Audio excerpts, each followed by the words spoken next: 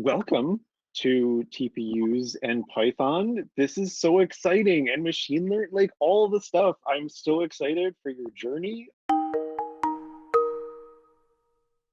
Hi, y'all. I'm Jessie Mostapak, a community advocate here at Kaggle, and I'm pretty new to TPUs, or Tensor Processing Units, which are hardware accelerators designed specifically for deep learning tasks. And since we learn better when we learn together, I want to invite you to learn about TPUs with me and my friend Phil. Phil is going to walk us through the TPU notebook he created using data from the flower classification competition here on Kaggle.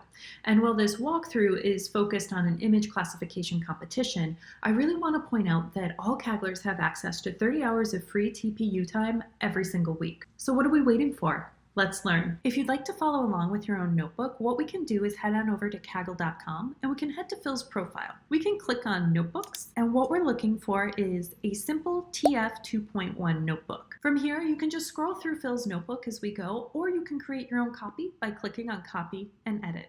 So to turn on your TPU, all you've got to do is go to this right-hand side of your notebook and select your accelerator.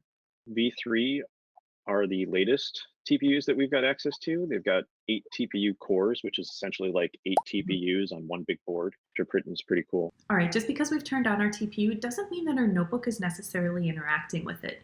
So this next chunk of code is a key component of ensuring that TensorFlow is set up to interact with our chosen accelerator. What this piece of code is doing is essentially saying, hey, I'd like a TPU.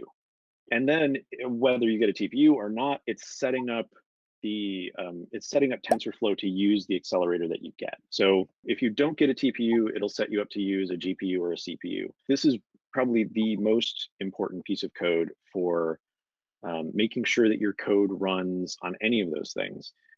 So we're gonna make sure we've got a TPU. Great. Replica is 8. Lets us know that we're going to be splitting this across 8 sort of physical TPU cores on a board. Some things go better together, like peanut butter and jelly, or macaroni and cheese, or Kaggle and machine learning. The same is true for data and TPUs, and we want to make sure that our data and TPU are as close together as possible. So one thing about TPUs is that they need their data to be kind of in a separate location that is that's kind of co-located with the TPU hardware. So they need to be in a bucket that's really close to the TPU. So when you use the Kaggle datasets library, we essentially take the competition dataset or the dataset you're looking at, and we ship it to a bucket right next to the TPU you'll be using. Now we're going to use that Kaggle datasets library that we pulled in. This is doing a really simple thing. All it's doing is going to Kaggle and saying, hey, whatever dataset is attached to this notebook, I'd like it in that GCS bucket that's next to the TPU. There are two things happening in this next section. The first is that we're setting up our epochs, image size, and batch size for our deep learning model. These are our model parameters. The second thing that's happening is we're setting up a couple of helper variables, which we'll see continue to make an appearance throughout this tutorial. This is where we identify the parameters for our data set. Batch is essentially what images or pieces of data samples get sent to the accelerator at a time.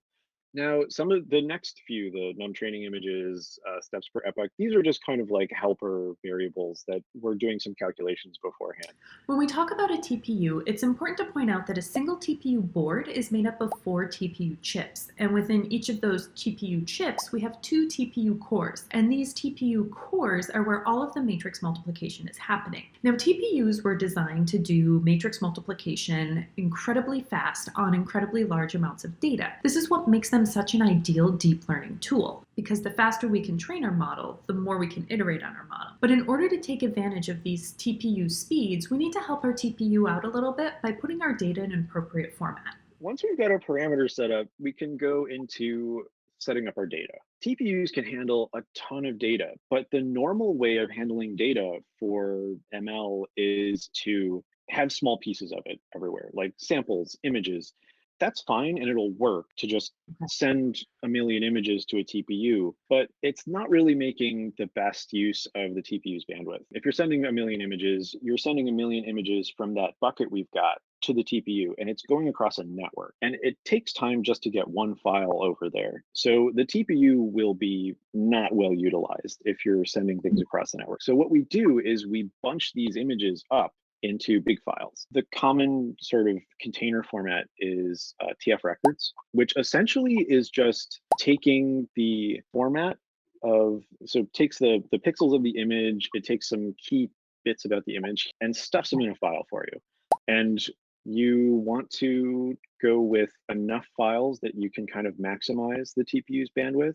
So I think here we have 16, and that's a pretty common default, is to have 16 TF record files. So if you've got 100,000 images, split them into 16 TF record files. And then those get shipped over to the TPU. The TPU can chew on those as much as it wants. And the 8 TPU cores can actually get pieces in parallel, so they can be pulling from different files.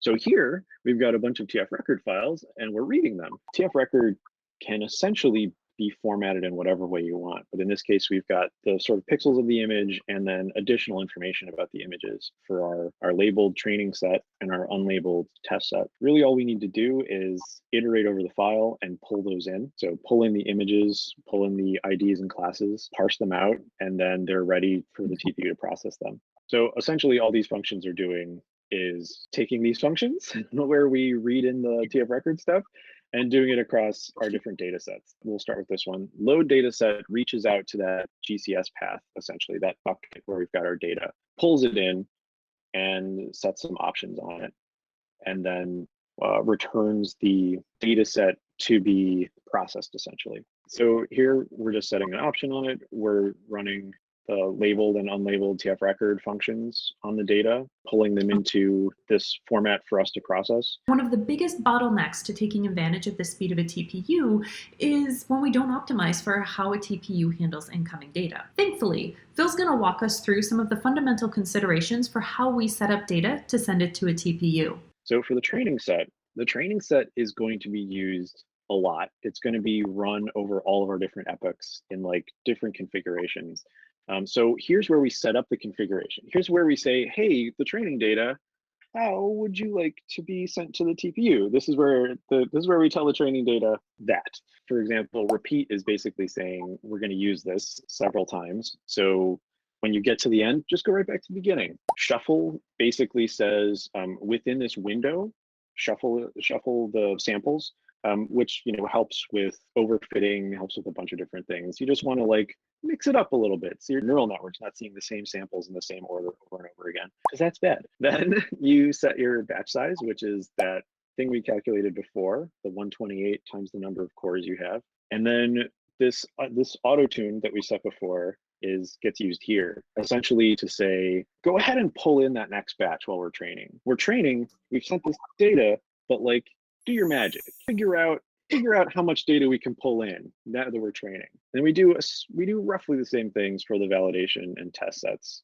When I first started learning about TPUs at Kaggle, I heard the phrase inside strategy scope all the time.